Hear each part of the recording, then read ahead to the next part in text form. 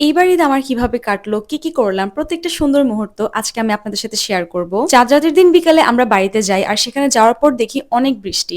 বৃষ্টি দেখে তো আমার মন অনেক খারাপ হয়ে যায়। ভেবেছিলাম ঈদের দিনও অনেক বৃষ্টি থাকবে। চলুন আগে আমাদের বাড়িটা আপনাদেরকে একটু দেখাই। এটা হচ্ছে আমাদের ঘর আর আমাদের বিল্ডিং এর কাজ এখনো শেষ হয়নি, অনেকটা কাজই এখনো বাকি আছে।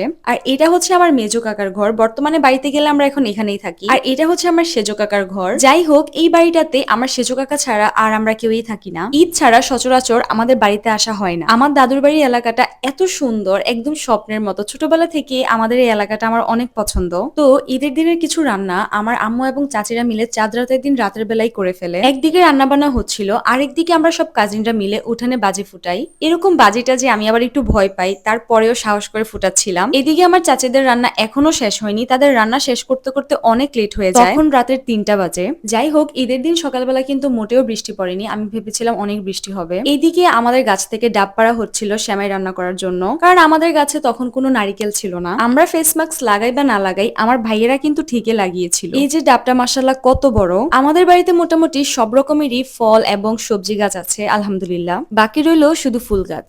আম্মু আর কাকিরা রান্না করতে করতে আমি আর আমার বোন মিলে রুমগুলো গুছিয়ে ফেললাম। তারপর রান্নাঘরে গিয়ে দেখি আম্মুরা এখনো সেমাই রান্না করেনি। আম্মু আমাকে একটু কোরানো নারকেল দিল। এরকম নারকেল খেতে আমার অনেক ভালোই লাগে। তারপর আমি একটু সেমাই খেয়ে নিলাম। সেমাই খাওয়ার পর নামাজে যাওয়ার সময় আমার আব্বু এবং কাকারা মিলে আমাদের সবাইকে সালামি দেয়। সালামি নিয়ে ভাই বোনদের সাথে একটু খুনসুটিও করলাম। তারপর গোসল করার পর আমরা বোনেরা মিলে প্ল্যান করি আমরা সবাই মেলায় যাব। যখন আমরা ছোট ছিলাম তখন যেতাম। ছোটবেলার স্মৃতিচারণ করাটাই আমাদের মেলায় যাওয়ার মূল উদ্দেশ্য ছিল। যাই হোক, অতিরিক্ত বৃষ্টিপাতের কারণে আমাদের কাঁচা রাস্তার অবস্থা একদম খারাপ হয়ে যায়, আর যার কারণে এই রাস্তা দিয়ে হাঁটতেও অনেক মুশকিল হয়। তারপর ফাইনালি আমরা মেলায় চলে যাই। সেখানে গিয়ে দেখলাম তেমন একটা দোকানপাট বসেনি, হয়তো বৃষ্টির কারণে। ছোটবেলায় আমাদের এই রাস্তার দুই পাশে অনেক রকমের খাবারের দোকান, অনেক রকমের খেলনার দোকান বসতো। ছোটবেলায় এই মেলাটা মনে হয় যেন আরো বেশি জমজমাট ছিল। এখানে না আসা অব্দি আমার ঈদ ঈদ মনেই হতো না। তারপর আমরা বোনেরা মিলে ফুচকা খেলাম, আর ফুচকাটা খেতে অনেক মজা ছিল। আসার সময় ছোট ভাই বোনদের জন্য কিছু খেলনা কিনে আমরা বাড়িতে চলে আসি। বাড়িতে আসার পর আমরা খেতে বসে যাই এবং খাওয়া দাওয়া শেষ করে আমি একটু চা খেলাম, কারণ আমার অনেক মাথা ব্যথা করছিল। তারপর বিকালে আমরা সব বোনেরা মিলে রেডি হয়ে একটু ছবি টবি তুললাম বাইরে গিয়ে। ঈদের পরদিন সকালবেলাটা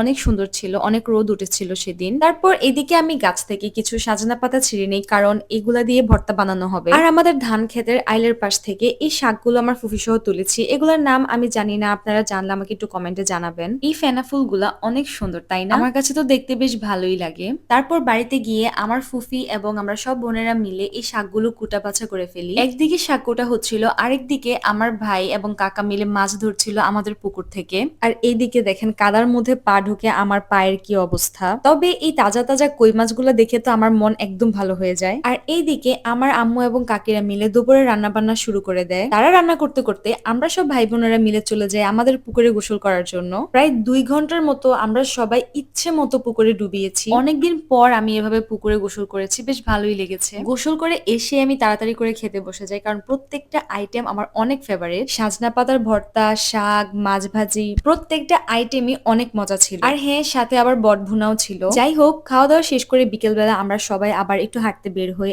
আর দূর থেকে আমাদের বাড়িটা দেখতে অনেক সুন্দর দেখা যায়। তারপর সেখান থেকে এসে আমরা সবাই যার যেমন রেডি হয়ে যাচ্ছিলাম বাসায় আসার জন্য। এইবার বাড়িতে আমাদের বেশ অনেক দিনে থাকা হয়ে যায়, যার কারণে আসার সময় একটু খারাপ লাগে। এই তো ছিল আমার ঈদের স্পেশাল কিছু মেমোরি। আপনাদের ঈদ কেমন কেটেছে সেটাও কমেন্টে জানাবেন। Thanks for watching.